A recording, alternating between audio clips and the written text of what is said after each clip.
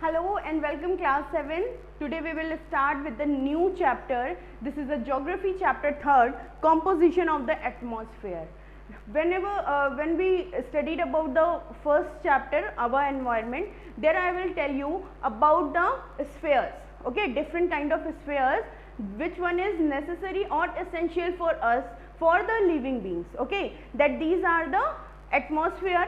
Firstly, this is the lithosphere, this is the biosphere, okay, and hydrosphere is also. I told you now, just remind this.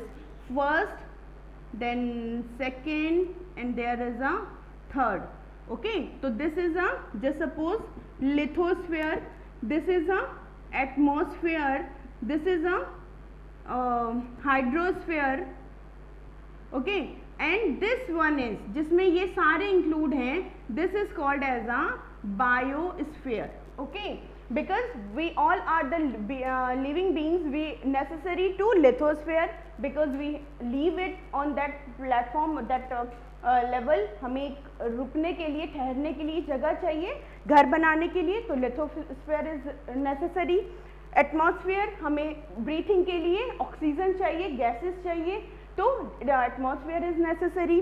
Then हमें पीने के लिए पानी चाहिए, अपने necessary काम करने के लिए पानी चाहिए. Then hydrosphere is also necessary for that. And the biosphere, we all the living beings, insects, birds, animal, human beings, plants, we all are come in the biosphere. तो हम वन बाय वन इन सबके बारे में पढ़ेंगे. Lithosphere हमने already clear कर लिया है, जो इंटीरियर ऑफ द अर्थ है या फिर इनसाइड ऑफ द सरफेस, जो भी हमने लास्ट चैप्टर पढ़े है उसमें हमने पूरी अंदर से लेके अर्थ के बाहर तक की, क्रस्ट लेयर तक की सारी बातें समझ ली थी. तो हमारा ये फर्स्ट टॉपिक तो ये डन हो गया. Now we come to the atmosphere, जिसमें कि हम ऑक्सीजन, नाइट्रोजन या हीलियम, नियॉन, सारी गैसेस के बारे में बात करेंगे और बात करेंगे कि कैसे ये गैसेस हमारे अर्थ पे टिकी हुई हैं, क्यों ये उड़ नहीं जाती. गैसेस तो कैसे होती हैं, आप बलून लेते हो, उसमें ब्लो करते हो, उसको फुलाते हो, और जैसे उस बलून को ओपन करते हो, सब कुछ जो भी आपने उसमें ब्लो किया होता है, हवा जैसे भी आपने उसमें भरी होती है, वो क्या होता है, उड़ जाती है. क्लियर होता है ना ऐसा. ऐसे ही आप कोई टॉय लाते हो, जो बच्चों वाले टॉय होते हैं ना, जिसमें अंदर हवा भरी होती है, क्या होता है, आप उसका जो नॉब है उसको खोल दोगे तो क्या होता है, वो पूरी गैस निकल जाती है. फिर अर्थ में ऐसा क्या है कि अर्थ ने उस पूरी गैसेस को, उस पूरी हवा को अपने पास बांध के रखा हुआ है. क्लियर. तो ये सारी चीजें आज हम पढ़ेंगे एटमॉस्फेयर में. देन आपके नेक्स्ट चैप्टर में हाइड्रोस्फेयर भी दिया है, और बायोस्फेयर तो हम सब जानते ही हैं, पढ़ते ही रहते हैं. एनवायरनमेंट हमने पढ़ा ही है फर्स्ट चैप्टर. सो आज हमारा टॉपिक क्या है, एटमॉस्फेयर. क्लियर.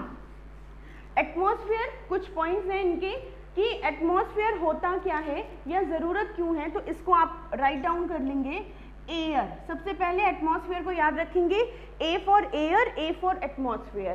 तो एटमॉस्फेयर कौन सी स्फेयर हुई, जहां पर हम एयर की बात करेंगे, गैसेस की बात करेंगे, that is a atmosphere. Clear. It is essential for life. अगर कोई भी व्यक्ति या जंतु जीवित है, कोई भी एनिमल जो कि लिविंग है, ह्यूमन बीइंग जो कि लिविंग है, इंसेक्ट्स, बर्ड्स, कोई भी, इवन यहाँ तक कि प्लांट्स भी, उनके लिए क्या है, इसेंशियल, इसेंशियल फॉर लाइफ. किसी भी प्रकार के जीवन के लिए एयर बहुत जरूरी चीज है, इसेंशियल है, नीडफुल है. It is a first point. The second point is it is formed a layer around the earth. It forms a layer around the earth.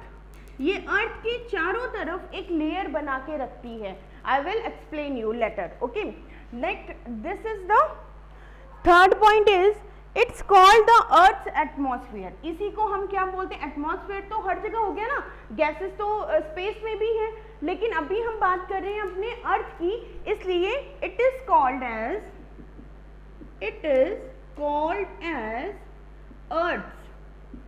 Earth atmosphere. Clear. Next आ जाते हैं third point पे. Sorry, third तो done हो गया. Fourth point पे, it protects us. It protect us from harmful rays, harmful rays. आप सबको पता है हार्मफुल रेज क्या होती है, जैसे ओजोन सॉरी अल्ट्रावायलेट रेज होती हैं, और इनसे हमें सिक्योर कौन करता है, ओजोन लेयर। क्लियर। अभी जब कोरोना वायरस चल रहा था तो आपने न्यूज़ में देखा होगा कि जो हमारी ओजोन लेयर है वो रिपेयर हो गई। रिपेयर इन द सेंस उसमें जो होल्स बन रहे थे जिनसे अल्ट्रा वायलेट जो रेज है वो डायरेक्ट अर्थ पे आ रही थी। जब हमारा पॉल्यूशन खत्म हो गया, गाड़ियाँ चलनी बंद हो गई, फैक्ट्रीज बंद हो गई, ठीक है, कहीं पे भी हमने कूड़ा जलाना बंद कर दिया, कितनी जितनी वो सारी चीज़ें जिनसे हमारे एटमॉस्फेयर को हार्म पहुंचता है, हमने वो सारी चीज़ें बंद कर दी। और एक दिन नहीं, 2 दिन नहीं, अप्रॉक्सीमेटली पूरे मंथ ना 45 डेज अप्रॉक्सीमेटली सब कुछ बंद रहा ज़्यादा मात्रा में। मतलब उसके बाद तो धीरे धीरे थोड़ा बहुत अनलॉक होता चला गया। तो इस वजह से क्या हुआ, जो हमारी ओजोन लेयर थी जो कि खराब हो रही थी, जिसमें होल हो रहे थे पॉल्यूशन की वजह से, वो रिपेयर हो गए और वो वापस थोड़ी सी अच्छी मोड में आ गई। ठीक है, तो it is protects us from a harmful rays. जितनी भी हार्मफुल रेज सन से आती हैं उनको प्रोटेक्ट करने में भी कौन मदद करता है, हमारी एटमॉस्फेयर। तो ये पॉइंट्स थे कि व्हाई एटमॉस्फेयर इज नेसेसरी और एसेंशियल फॉर अस। क्लियर। चलिए अब बात करते हैं इनके कॉम्पोजिशन की। ठीक है, या और थोड़ा सा बात कर लेते हैं कि ये लेयर होती कैसी है। This layer is colourless. Colourless. आपने कभी किसी हवा की कोई कलर देखा है क्या? नहीं ना, कोई गैस का कोई कलर नहीं होता है। तो it is colourless, it is odourless. Odourless means ये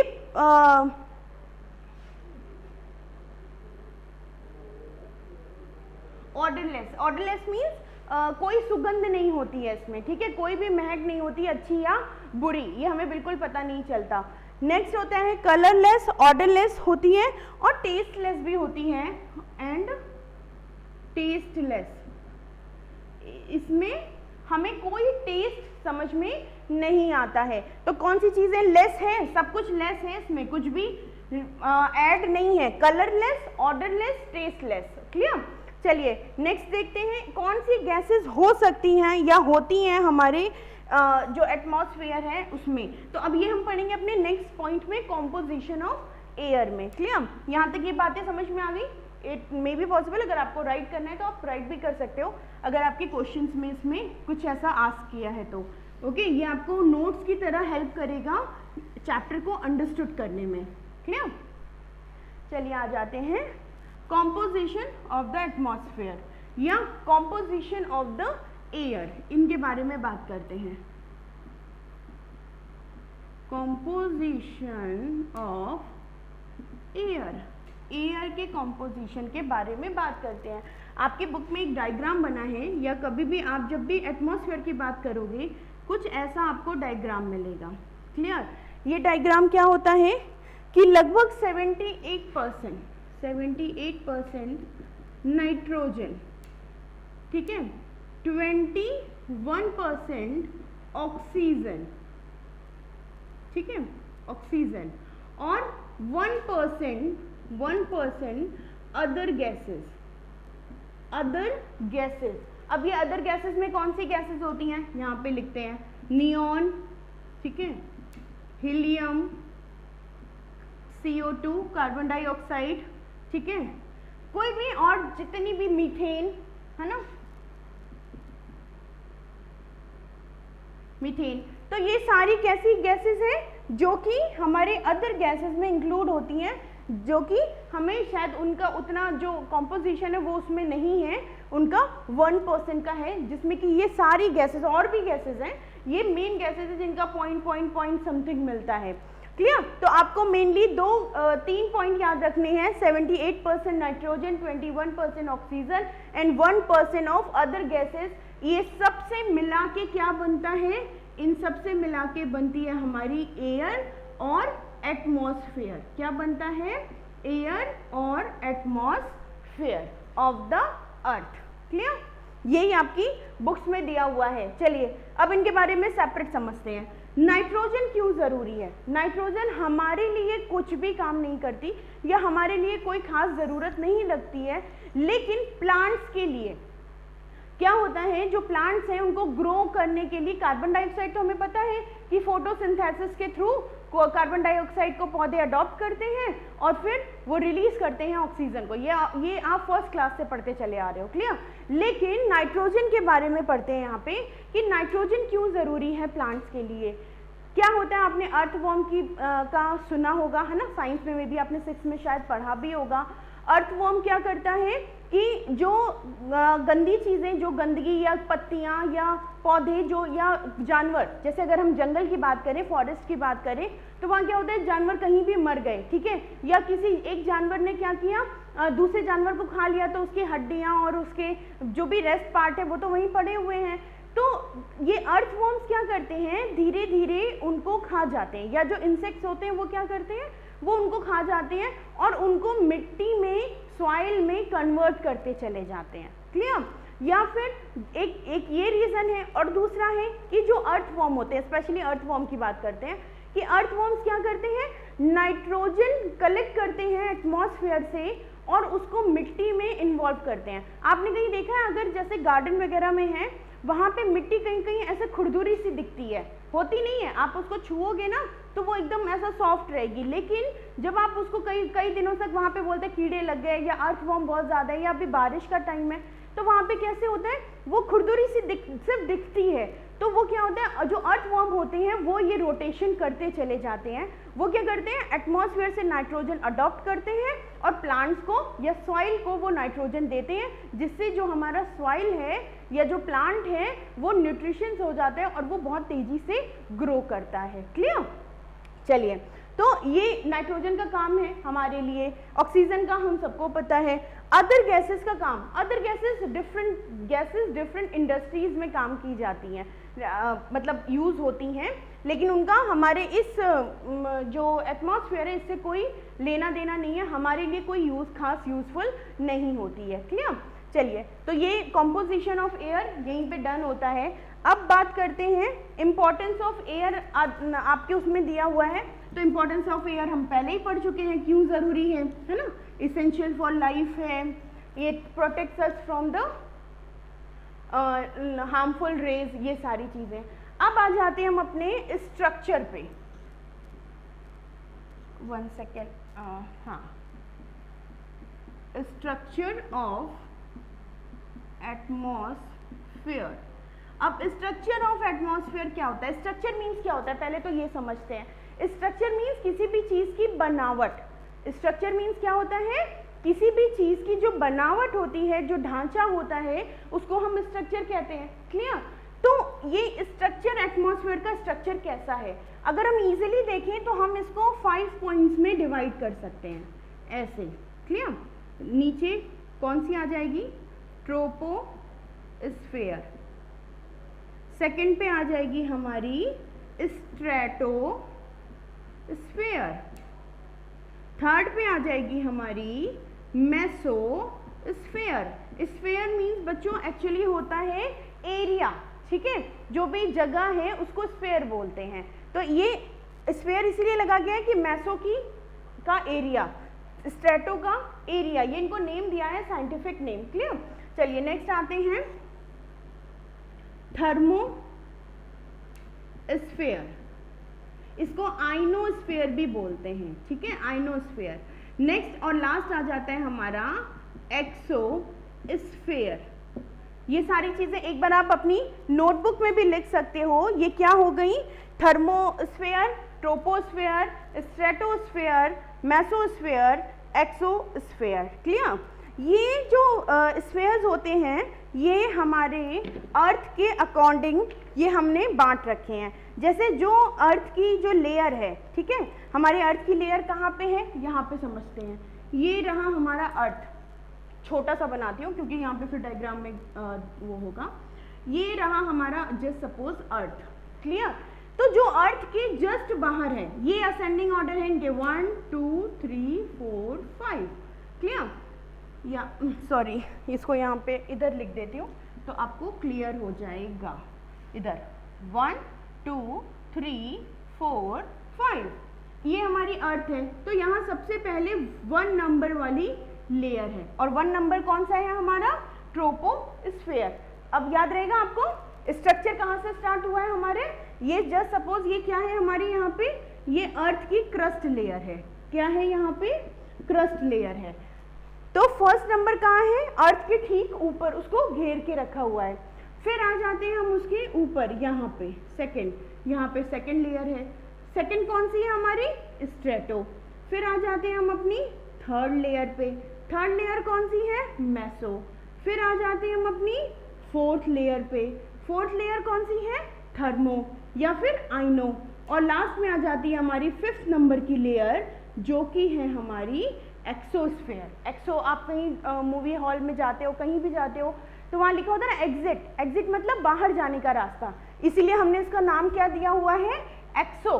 बाहर की जो रास्ता है या बाहर की जो कड़ी है, उसको हमने नाम दे दिया एक्सो। तो ये आपका सीक्वेंस है, आई थिंक ये आपको याद रहेगा। अर्थ, अर्थ के बाद ट्रोपो, स्ट्रेटो, मेसो, थर्मो या फिर आइनो। थर्मो को 2 नेम से अंडरस्टूड करते हैं, and this one is a exosphere. Clear? ये सारी चीजें। चलिए अब थोड़ी सी बात करते हैं कि ये जो एक्सोस्फेयर लेयर्स हैं ये कैसे प्रोटेक्ट करती हैं। आपने पेस्ट्री खाई है सबने कभी ना कभी, क्लियर? तो आप ऐसे याद रखो, पेस्ट्री कैसे होती है? एक बार ब्रेड की लेयर होती है, फिर एक बार क्रीम की लेयर होती है, फिर एक बार ब्रेड की लेयर होती है, फिर एक बार क्रीम की लेयर होती है। कुछ ऐसे ही समझ लो कि जो हमारी ये ट्रोपोस्फेयर है, ये ब्रेड है, फिर ये क्रीम, फिर ये ब्रेड, फिर ये क्रीम, फिर ये ब्रेड, ऐसे करके ये लेयर बनी हुई है। क्लियर? चलिए अब बात करते हैं ये हमें प्रोटेक्ट कैसे करती हैं, ये हमें हार्म से कैसे बचाती हैं। जैसे आप एक एक्सपेरिमेंट कर सकते हो, आप एक एक्टिविटी कर सकते हो अपने घर में। क्लियर? आप इंक, आप सबके पास इंक होती है ना, इंक है या कोई कलर है ना, जो कलर आपके बॉक्सेस में आते हैं ना, वो कलर आप एक रुई ले लो, कॉटन ले लो, ठीक है, या कॉटन के कपड़े, हैंकीज ले लो, बहुत सारी हैंकीज ले लो, और आप क्या करो, ऐसे लेयर वाइज उन हैंकीज को ऐसे रख दो, ठीक है, या कपड़ों को रख दो, ठीक है। अब उसमें आपने जस्ट सपोज कि आपने उस पर ग्रीन कलर ड्रॉप किया, यहाँ पर आपने क्या किया, यहाँ से आपने एक ग्रीन कलर की ड्रॉप गिराई, समझ में आ गई। अब यहाँ से आपने ग्रीन कलर की ड्रॉप गिराई तो वो यहाँ क्या करेगी, सबसे पहले सबसे ज़्यादा फैलेगी, है ना, फिर छोटे वाले में थोड़ा और कम बनेगी, फिर यहाँ थोड़ा और कम बनेगी, यहाँ बहुत छोटी बनेगी, और यहाँ तो शायद पहुँचे ही नहीं, और अगर पहुँचती भी है तो इतनी छोटी सी पहुँचेगी। दिख रही है ये सारी चीज़ें।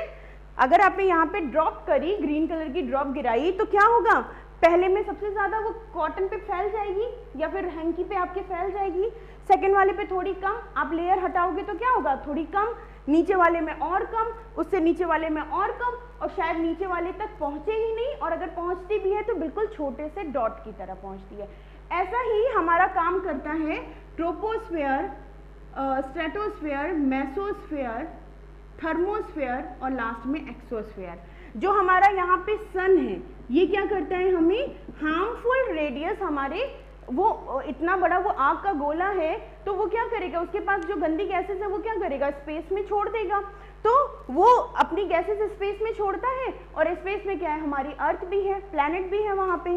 तो जो इसकी सन की छोड़ी हुई हार्म गैसेस होती हैं, या जो दूसरे भी जो मेट्रॉइड्स होते हैं, एस्ट्रॉइड्स होते हैं, कॉमेट्स होते हैं, जो भी हार्मफुल गैसेस जो भी छोड़ता है पूरे स्पेस में, क्या करती हैं ये हमारी लेयर्स, एटमॉस्फेयर की लेयर, ये उनको एब्जॉर्ब करने लगती हैं। एक्सोस्फेयर सबसे ज़्यादा एब्जॉर्ब कर लेती है, थर्मोस्फेयर थोड़ा कम करती है, मेट्रोस्फेयर और ज़्यादा उसको एब्जॉर्ब करती है, स्ट्रेटोस्फेयर और ज़्यादा एब्जॉर्ब करती है, और लास्ट में ट्रोपोस्फेयर तक या तो वो पहुँच ही नहीं पाता है, और अगर पहुँचता भी है तो बहुत रेयर, बहुत पॉइंट में पहुँचता है, जो कि हम ह्यूमन बींग्स के लिए उतना हार्मफुल नहीं हो पाता।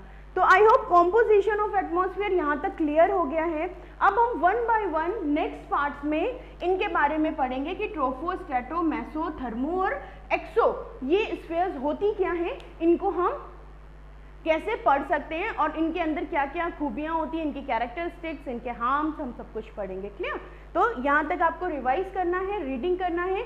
आपके चैप्टर में air, composition of air, importance of atmosphere और स्ट्रक्चर। क्लियर, ये आपको ड्रॉ भी करना है, लर्न भी करना है, ये सीक्वेंस लर्न होना चाहिए आप सबको। क्लियर, चलिए मिलते हैं नेक्स्ट वीडियो में नेक्स्ट पार्ट के साथ। आई होप आप लर्न करोगे और यहाँ तक की चीज़ें क्लियर हो गई हैं। Thank you and bye bye.